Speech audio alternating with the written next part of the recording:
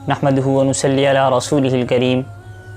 اما بعد اعوذ باللہ من الشیطان الرجیم بسم اللہ الرحمن الرحیم السلام علیکم ورحمۃ اللہ وبرکاتہ۔ سامعین محترم، اسلامی سال کا آخری مہینہ ماہ ذی الحجہ اور اسلامی سال کا ابتدائی مہینہ ماہ محرم الحرام، جس طرح ذی الحجہ کے مہینے میں مسلمانوں پر ایک حکم قربانی ضروری ہے، واجب ہے، اسی طرح اسلام کی آبیاری، اسلام کی محنت اور جد و جہد کے لیے ہمارے اکابرین اور اسلاف نے اپنی قربانیاں اور شہادتیں عطا فرما کر اسلام کے اس شجر کو تنور بنایا ہے۔ انہی اسلاف اور اکابرین میں سے ماہ ذی الحجہ کے اختتام اور ماہ محرم الحرام کی ابتدا میں ایک صحابی رسول، مراد نبی، داماد علی، سسر رسول، خلیفہ دوم، امیر المؤمنین، خلیفۃ المسلمین، حضرت سیدنا عمر بن خطاب رضی اللہ تعالی عنہ کی یوم شہادت ہے، جنہیں ذی الحجہ کے اختتام میں شہید کرنے کے لیے جنہیں زخمی کیا گیا اور ماہ محرم الحرام کی پہلی تاریخ یعنی یکم محرم الحرام کو جام شہادت نوش فرمائی۔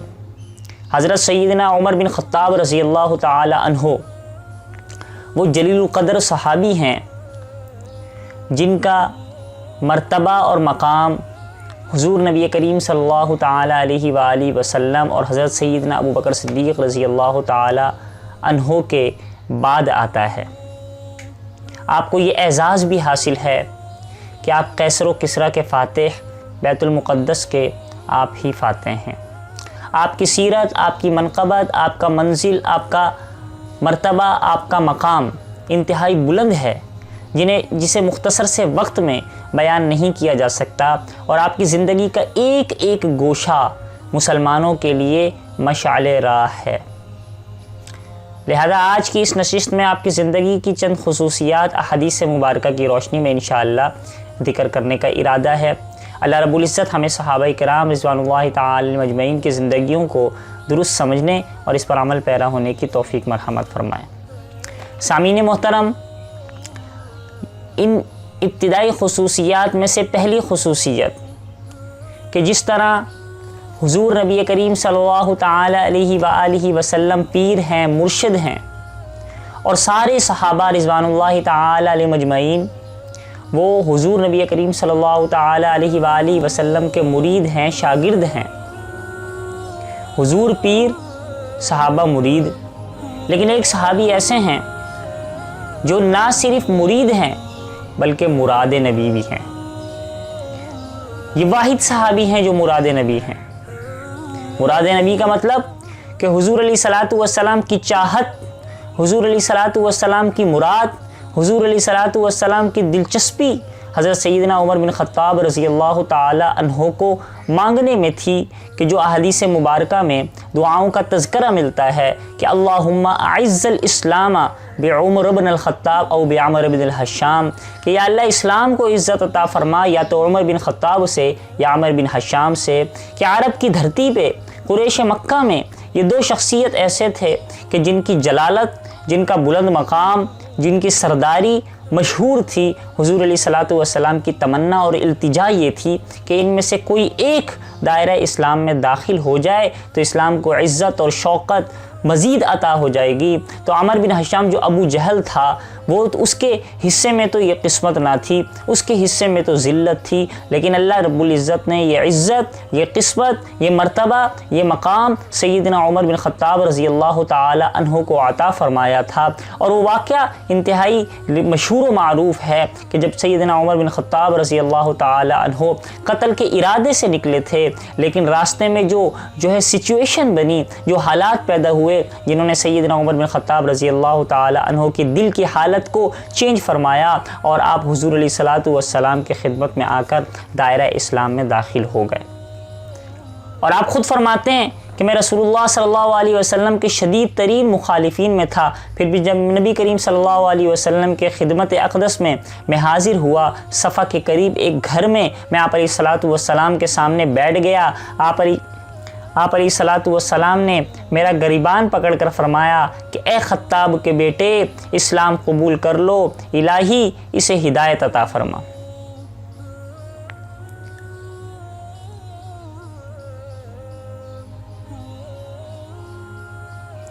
فرماتے ہیں میں نے فوراً کہا کہ اللہ کے علاوہ معبود برحق نہیں اور آپ اللہ تعالیٰ کے رسول ہیں۔ یہ سن کر مسلمانوں میں خوشی کی ایسی لہر دوڑی کہ مسلمانوں نے نعرہ تکبیر بلند کیا اور مکہ کے پہاڑوں میں، مکہ کے اندر یہ نعرہ سنا گیا۔ تو یہ اعزاز بھی آپ کو حاصل ہے کہ جس کے اسلام پر مسلمانوں نے سب سے پہلا نعرہ تکبیر اللہ اکبر کی صدا بلند کی، وہ سیدنا عمر بن خطاب رضی اللہ تعالی عنہ ہیں۔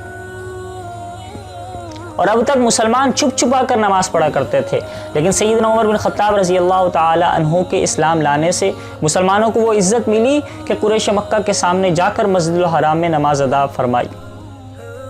کہ ایک دستہ سیدنا عمر بن خطاب رضی اللہ تعالیٰ عنہ اس کی قیادت، دوسرے دستے کی حضرت سید الشہداء حمزہ رضی اللہ تعالیٰ عنہ قیادت فرما رہے تھے۔ جب مسجد الحرام میں پہنچے، قریش نے مکہ نے سیدنا عمر بن خطاب سیدنا امیر حمزہ رضی اللہ تعالیٰ عنہما کی طرف دیکھا، خاموش ہو گئے۔ آپ نے علل اعلان وہاں پر نماز ادا فرمائی۔ یہ پہلا موقع اور یہ خصوصیت بھی سیدنا عمر بن خطاب رضی اللہ تعالیٰ عنہ کو حاصل ہے۔ اور حضرت عبداللہ بن مسعود رضی اللہ تعالیٰ عنہ فرماتے ہیں کان اسلام عمر فتحا وکانت ہجرتہ نصرا وکانت امامتہ رحمتا۔ فرمایا کہ حضرت عمر بن خطاب رضی اللہ تعالیٰ عنہ کا قبول اسلام ایک بڑی فتح تھی، ان کی ہجرت ایک جو ہے مدد تھی، اور ان کی امامت ایک رحمت تھی۔ بے شمار احادیث میں آپ کے خصوصیات کو ذکر فرمایا گیا ہے۔ بخاری، ترمذی وغیرہ احادیث مبارکہ کی کتب میں ہے کہ نبی علیہ الصلوۃ والسلام نے فرمایا کہ میں سو رہا تھا، میں نے خواب میں دیکھا کہ ایک برتن میرے پاس لایا گیا اور اس برتن میں دودھ تھا، یہاں تک کہ میں نے اس دودھ کو پیا، اور فرمایا کہ حتیٰ انی لأری الریہ یجری فی اسفارہ، یہاں تک کہ اتنا دودھ پیا کہ اس دودھ کے اثرات جو تھے وہ میرے ناخنوں میں نظر آنے لگے، دوڑنے لگے۔ پھر وہ میں نے باقی بچا ہوا دودھ عمر بن خطاب رضی اللہ تعالی عنہ کو دیا، انہوں نے پیا اور انہوں نے بھی وہ اثرات محسوس کیے۔ صحابہ نے پوچھا یا رسول اللہ اس کی تعبیر کیا ہے، ما اولتا، کہ اس کی آپ نے کیا تعبیر نکالی؟ تو قال رسول اللہ صلی اللہ علیہ وسلم العلم، آپ علیہ الصلوۃ والسلام نے فرمایا کہ اس سے مراد علم تھا، کہ جو علم مجھے عطا کیا وہ علم جو ہے میں نے عمر بن خطاب رضی اللہ تعالی عنہ کو دیا۔